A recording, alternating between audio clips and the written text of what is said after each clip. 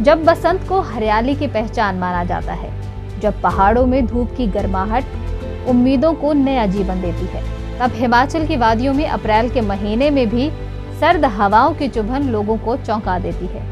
ये कोई सामान्य मौसमी बदलाव नहीं, बल्कि प्रकृति के बदलते मिजाज की वो आहट है जिसे अनसुना करना अब संभव नहीं। मौसम के बदलते तेवर को देखते हुए बड़ा सवाल ये उभर कर सामने आता है कि क्या हिमाचल अब धीरे धीरे एक अस्थिर जलवायु चक्र की ओर बढ़ रहा है, जहां ऋतुएं अपने तय समय और पहचान दोनों खो रही हैं। अप्रैल के महीने में भी ठंड जैसा असर, जैसे सर्दियों ने अभी पूरी तरह विदा लेने से इनकार कर दिया हो। यह सिर्फ मौसम नहीं, बल्कि बदलते जलवायु संतुलन की एक गंभीर दस्तक है। हिमाचल प्रदेश में इस समय सामान्य से कम तापमान दर्ज किया जा रहा है।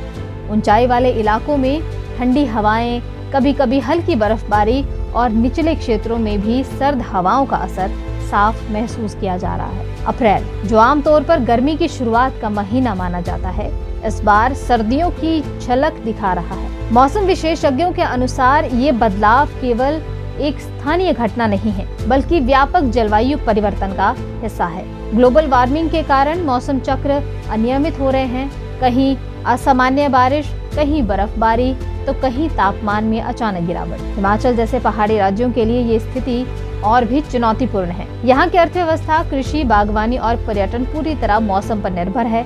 सेब उत्पादक क्षेत्रों में असमय ठंड और ओलावृष्टि फसल को नुकसान पहुंचा सकती है, तो वहीं पर्यटन सीजन की दिशा से भी प्रभावित हो सकती है।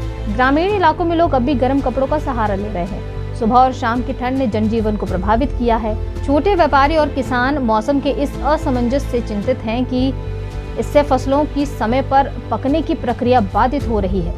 हिमाचल की ठंडी अप्रैल हमें ये सोचने पर मजबूर करती है कि प्रकृति का संतुलन अब पहले जैसा नहीं रहा है।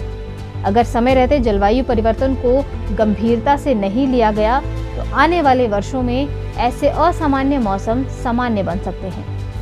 ये सिर्फ ठंड का एहसास नहीं है, बल्कि एक चेतावनी है जिसे अनदेखा करना महंगा पड़ सकता है।